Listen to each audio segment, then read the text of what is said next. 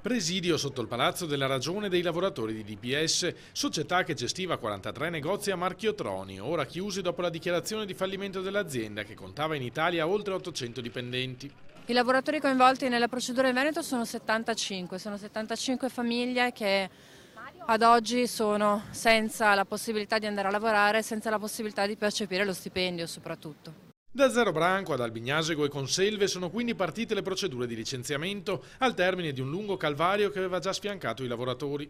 Da 6 mesi ormai la viviamo male perché comunque è stato un continuo scendere in un abisso che comunque non aveva fondo.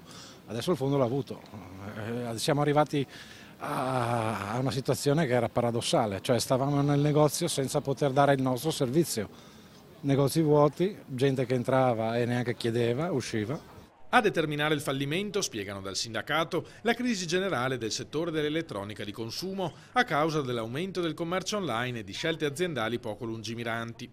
In mattinata i dipendenti hanno chiesto e ottenuto un incontro con l'assessore regionale al lavoro Elena Donazzan, che ha promesso di sollecitare l'apertura di un tavolo al Ministero dello Sviluppo Economico sulla situazione della società e del comparto e di attivare le politiche regionali per il reinserimento lavorativo dei dipendenti nel caso non vi fossero manifestazioni di interesse da parte di potenziali compratori. Noi speriamo che la politica si faccia carico e si faccia portavoce delle esigenze in questo momento fortissime dei lavoratori di essere ascoltati e di essere supportati e che la voce del Veneto arrivi fino a Roma e il Ministero ci dia ascolto e ci dia una mano a risolvere e a uscire da questa situazione di assoluta incertezza.